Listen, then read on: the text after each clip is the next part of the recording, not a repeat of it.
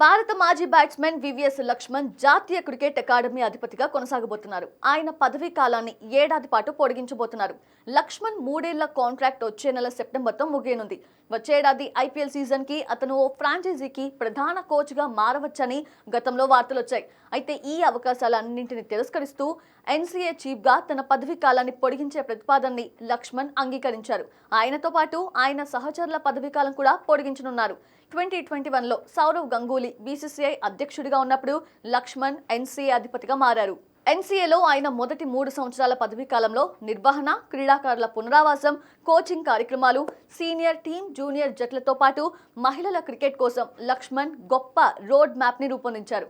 అయితే ఇప్పటి వరకు ఎన్సీఏ చిన్నస్వామి స్టేడియంలో నిర్వహించారు. కానీ ఇప్పుడు ఎన్సీఏ కొత్త క్యాంపస్ కి మారనుంది. ఈ అత్యాధునిక ఎన్సీఏ కాంప్లెక్స్ లో 45 ఇండోర్ పిచ్లతో సహా కనీసం 100 పిచ్లు ఉంటాయి.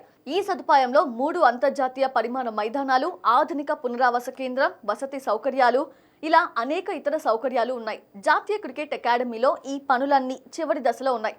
వచ్చే ఏడాది ప్రారంభం నుంచి ఆటగాళ్లకు ఈ సదుపాయాలన్నీ లభించే అవకాశం ఉంది.